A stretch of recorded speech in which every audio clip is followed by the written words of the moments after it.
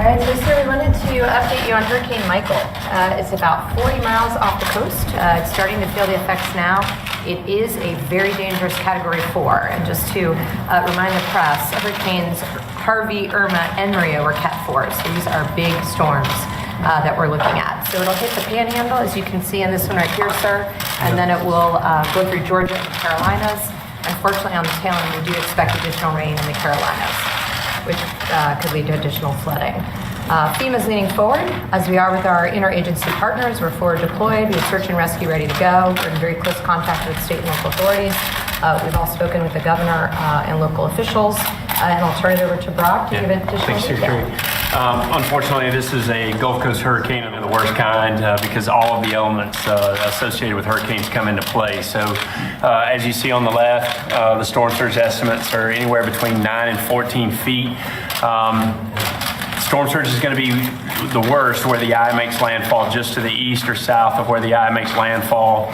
Somewhere right now it's projected between Panama City, Apalachicola, and then it's going to push forward. So not only is it going to bring 14 feet of ocean water and coastal flood inundation, there'll be wave action on top of that, which is the primary driver of why we evacuate, sir. And then coupled with that, you've got over 145 mile per hour winds. Structures built before 2001 are not designed to handle that type of wind typically.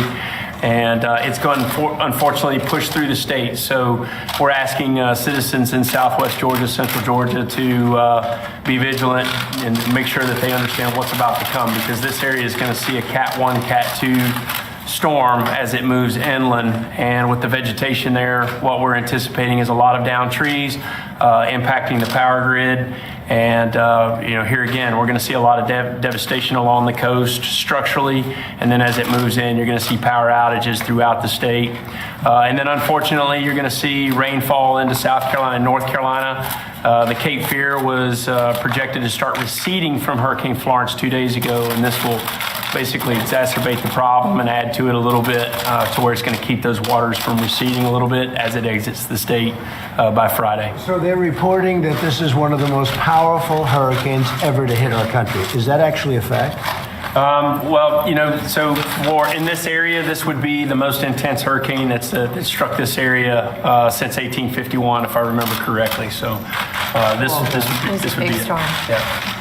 Intense, very intense. And this one is going to be heavy rain, or is it going to be the winds that are going to be the problem? Storm surge and winds. And then for Georgia, they're going to see high inland winds. So you may see sustained Category 1, Category 2 winds with higher gusts that are associated. So we're expecting a lot of damage inland as well. But we have leaned forward with Governor Scott and his staff and Director Westmall down in Florida. They've been leaning forward as well. And, right now there's no identified shortfalls when it comes to pre-positioning. So we have teams, equipment, personnel, not only with and embedded with state of Florida staff and some of the local county emergency managers, but we have equipment and teams staged in Maxwell to Atlanta to Orlando, ready to move in once the elements subside and push through, and then we can move in and attack. And we're working really closely with the private sector. So we have about 14 states, different utilities from 14 states are already ready to help with any energy outages. Electric companies are from all over the country, actually. They're all lined up. As soon as it goes by, they're going to be working. And we've got food supplies, food chains. We're working with all of the states. And let me ask you, this started out very innocently a week ago. This was a small storm in an area they never thought this, and it grew into a monster. Right, so the first initial indications from the National Hurricane Center started coming in around Saturday, and they picked it up and started raising the flag that, hey, this system's going to go from a wave to a depression and could potentially rapidly intensify. And unfortunately, that's typical of the Gulf Coast, and when they do this, citizens have less time to prepare or heed the warnings. We are concerned that many citizens chose not to heed those warnings, but we're prepared with search and rescue teams to try to go in and do what we can.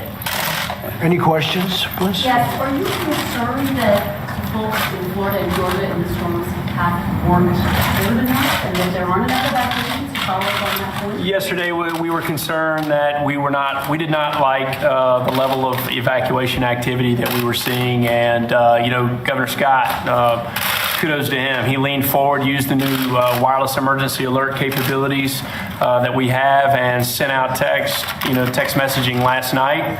Leaned forward and said, "Hey, get out of there." And so we were trying to get people to really take the storm seriously. A lot of people did heed the warning, but then there are those who chose to stay behind. And unfortunately, first responders may not be able to go in and rescue those who dial 911 at this point. Mr. President, can you give us a sense of the officials you've been in contact with? Have you spoken to the governor? I have, and the other governors, depending on what happens here, but they are all either contacted or are in the process. Had a long talk with Rick Scott, Governor Scott of Florida. Very well coordinated with all of the states. And, one of the things that must be said is it's not so easy for some of these people to leave. Some of the areas are very poor. It's not easy for a person without the necessary money to leave. So what we've done is we've sent buses, we've sent a lot of different, we're doing a lot of different things to try and remove people from the area, but a lot of people are very poor in certain of those areas, and it's very tough for them to leave. That's one of the problems you're finding, I guess. Huh? Yeah, in some cases, what we ask to do on Blue Sky Days is ask people who may not have the means or the mechanisms to get out of town to register with their local emergency management agencies, and Florida's been pretty robust in doing that so that we have some idea of how to pre-plan for that. And then, we do what we can to be able to support the movement of people. When it comes to Georgia, we're not evacuating for storm surge in Georgia. This is going to be high winds, so we're asking people to get within a facility that can withstand the winds and try to shelter in place or seek out public shelters that may be open in Southwest Georgia. But if you look at the size, how long it is, take a look at that. And the red area basically is the area where it's going to hit pretty heavily. And that's a lot of shore. It's a lot of land. There'll be 4 feet in storm surge all the way down to Tampa Bay, which is very low lying and floods very easily. But to give you that idea of the breadth of its path, it is quite large. It's almost the entire size of the Gulf. When you look at it topically, it's almost the entire size of the Gulf. And they haven't seen that.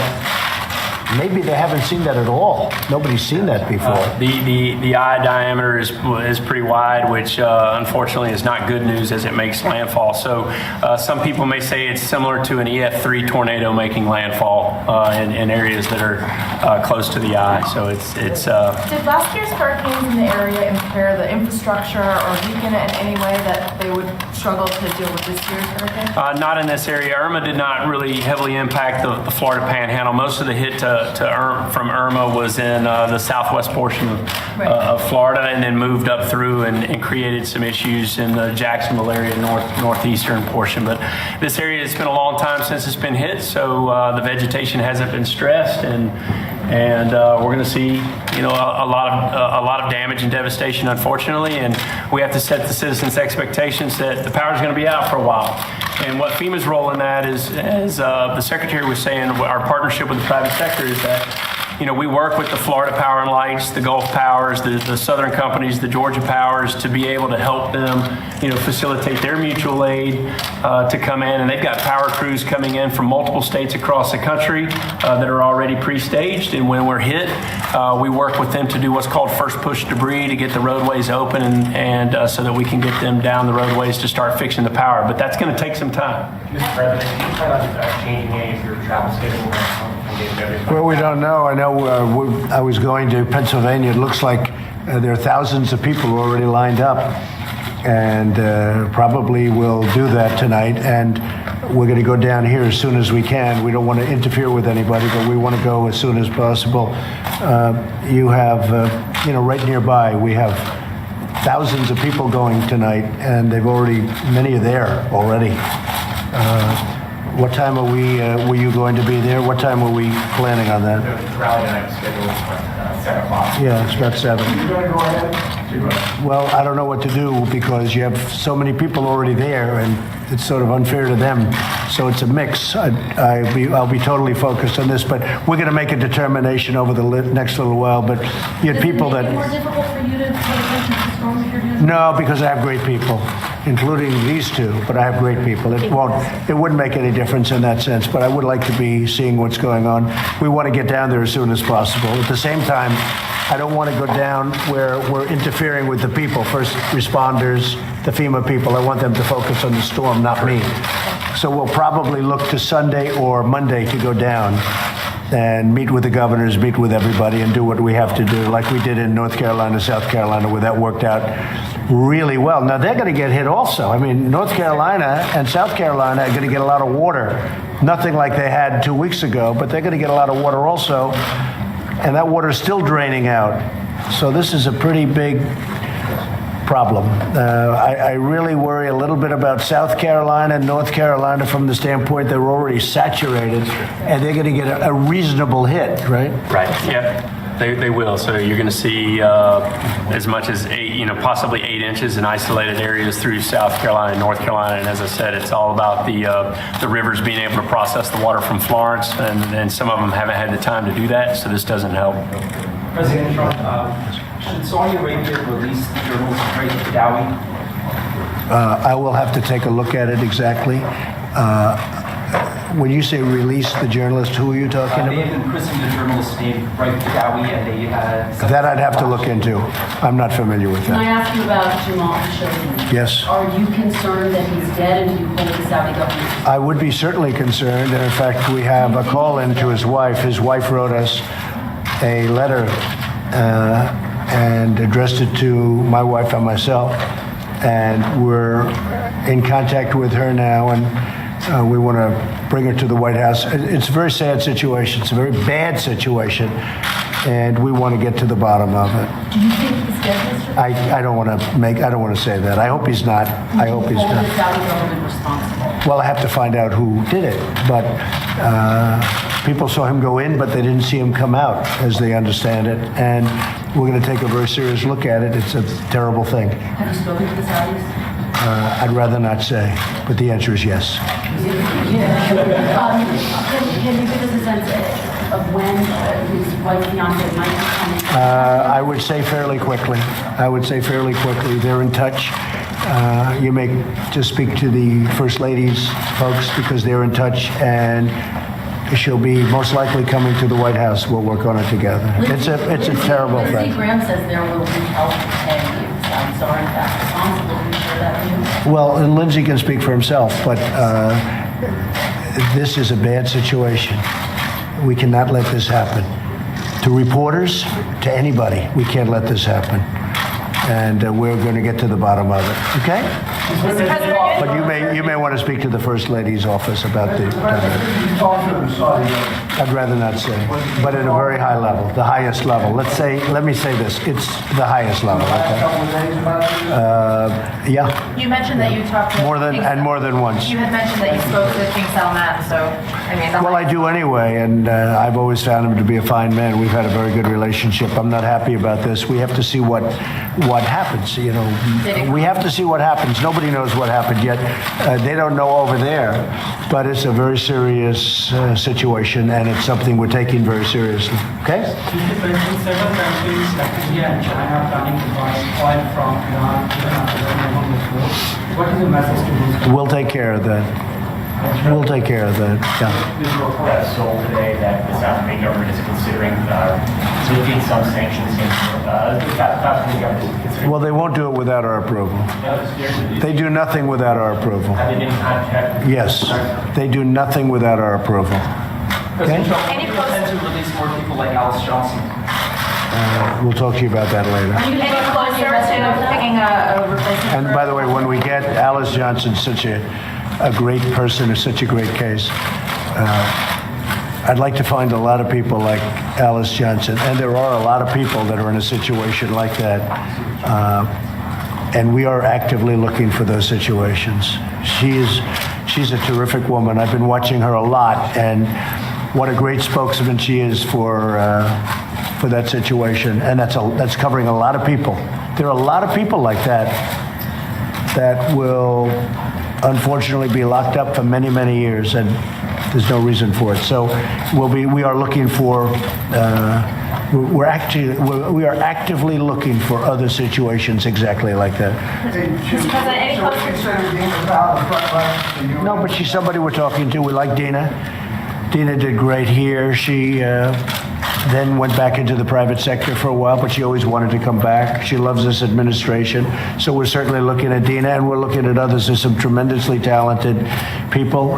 Nikki's going to be here till the end of the year. Nikki's our friend. She's been great. I want whoever it is to spend some time with Nikki before Nikki goes out and gets herself a job, and hopefully she's going to make a lot of money.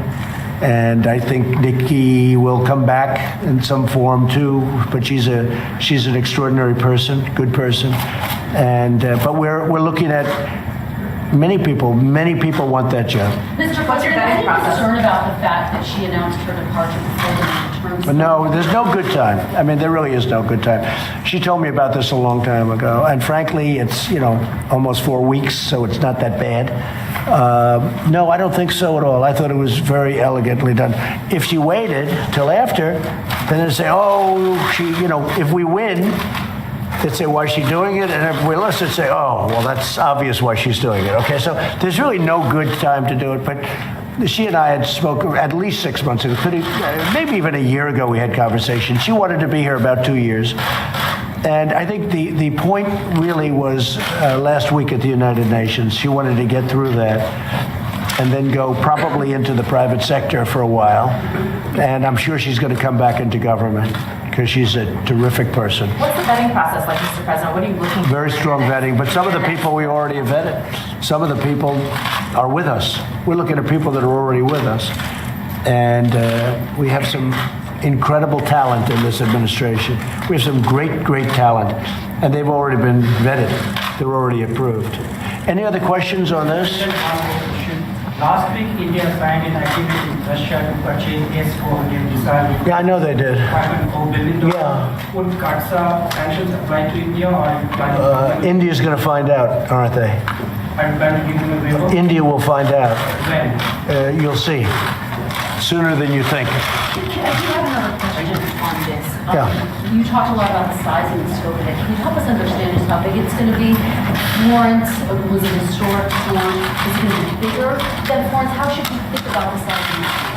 Oh, for this area, the Florida Panhandle, it's going to be historic. I mean, this is the worst hit.